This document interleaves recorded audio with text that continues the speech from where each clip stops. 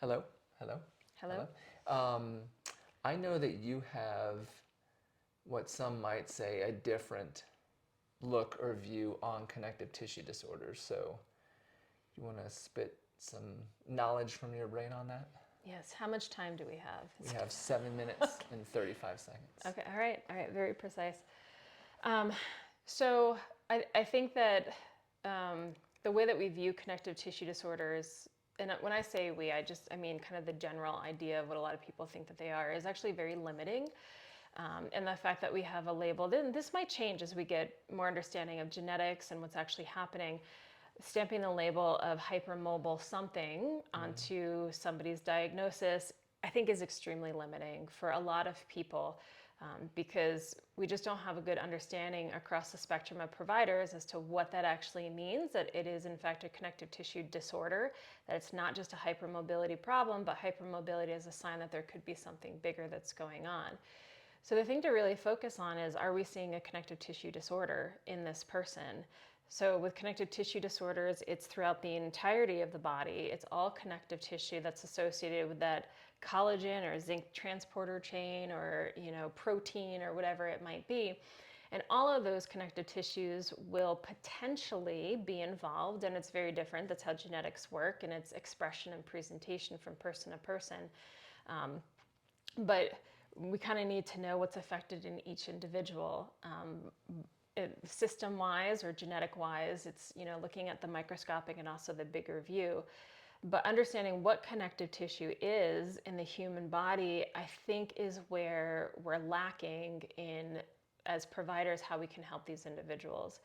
So the way that I have evolved in my practice to understand connective tissue is really as a filtering system, and this it's in the literature already that you can see the language shifting into extracellular matrix dysfunction. And what the extracellular matrix is basically our filtering systems, and collagen is part of something that holds that 3D structure upright, and so that things can pass in and out efficiently for cellular activity that happens there. So if you have a collagen problem or another protein and the recipe changes in the matrix, it's going to change the efficiency of the cellular activity. So for those that have connective tissue disorders, your extracellular matrix or the filter of your body is different. And then you add, well, what's getting into that filter on top of that story, and then you have the person's personal presentation. So connective tissue is actually a filtering system. So all of our external everything that comes into the body is processed in the extracellular matrix. It's supposed to be dealt with, and it's supposed to be escorted out, and it's whatever cycle is taking care of it is taking care of it, or it's being excreted through detox pathways, or whatever it might be. And if you don't have a good filtering system, then things can get stuck. And we see this cyclical problem that develops because when we talk about connective tissue, a lot of collagen is actually found in our barriers. So our blood-brain barrier, the lining of our gut, all of these things that are supposed to be protecting certain tissue from not being touched by things that the immune system is supposed to be dealing with, basically. So inflammatory markers, viruses, bacteria. So in other words, if you have something that's irritating the blood-brain barrier, the virus is coming in, it actually starts to change the permeability. Now, the permeability is also based on the 3D structure. So if you're born with a connective tissue problem, it's going to be less efficient already. And now you add these things on top of it that makes it less efficient. So, and then you get into this feedback loop of that permeability just constantly being affected. It's this cycle because nobody's cleaned out the filter. You need to clean out the filter of the connective tissue, bring somebody back into remission or a baseline, and then give them the tools of what they need in their personal story. What got through that filter? Was it a virus? Was it stress or emotional trauma? Was it an injury to the brain or the spinal cord? Was it a toxin that happened and needs to be detoxed? So you need to know the person's personal story as to what's irritating that tissue and where that tissue is being irritated, and then figure out, okay, how do I clean up this filter? How do I teach them how to clean it out in the future? And then how do we stabilize this connective tissue now? And that's why everybody looks very different with connective tissue disorders, because different things are getting into the filter. And then that's also why it seems like everybody is popping up with a connective tissue disorder, is because we have a lot more that's going into our filters these days. So we have a lot more toxins and stress and all of these things that are breaking down the permeability in somebody that already has barrier function issues. So that's how I view connective tissue disorders. It's a filter problem. So we have to clean out the filter. We have to restore the filter system to reduce inflammation in the body, basically, and then help stabilize the connective tissue. Excellent. So I have two thoughts, kind of follow-up questions. I'm going to combine them both, and then you can kind of pick and choose because I think they're related.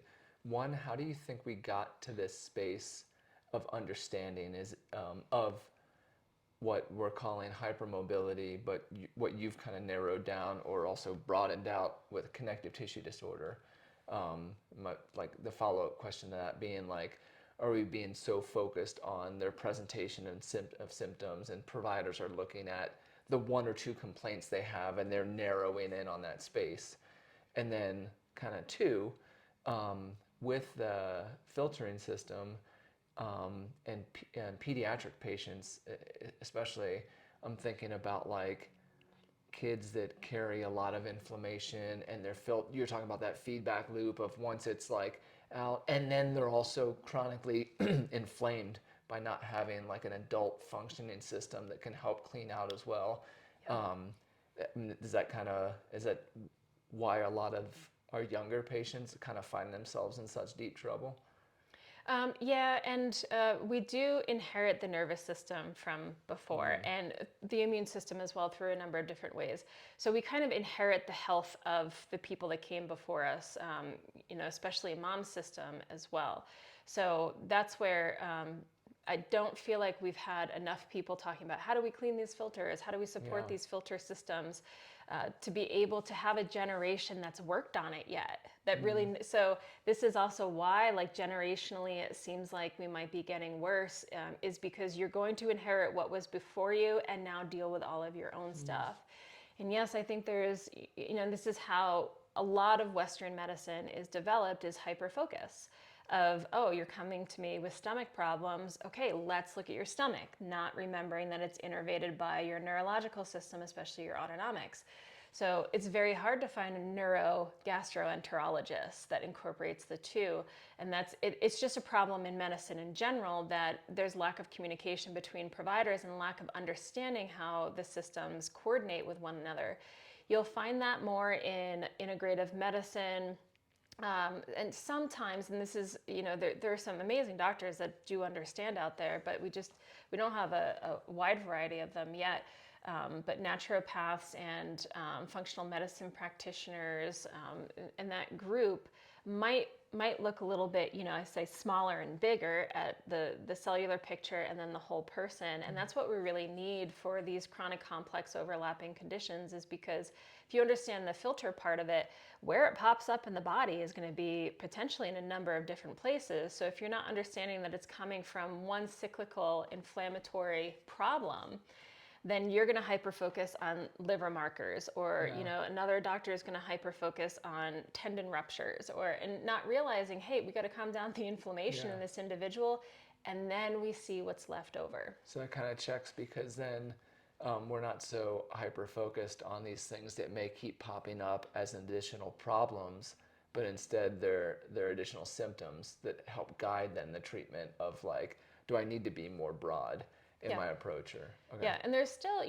specific treatment can be very, very helpful with individuals. So I don't want to say like, no, we just have to detox everybody and everybody's going to feel great. Because once you get into that cyclical inflammatory cycle that's happening, then you actually might need something to help stop it. You might need Western medicine and certain pharmaceuticals or treatment to just slow down the cycle, so that more long-term strategy that tends to be, under the radar and a little bit slower is actually going to work for you.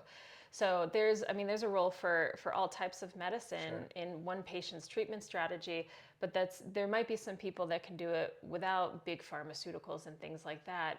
But we have to recognize all of the things that go into that bucket analogy of overflowing the bucket. There's so many things that have happened to that person at some point.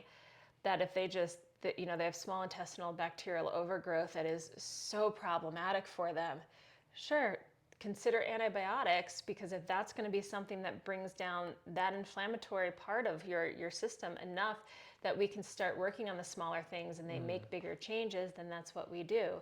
And then we teach you how to do that without antibiotics in the future. How do you calm down SIBO without pharmaceuticals, which can be done. Sure. But it's just a much longer process. That's why, do you, in your situation, have time on your timeline to wait out that slower process? And if not, that's when we use Western medicine. Cool. Yeah. All right. Thanks. Yeah.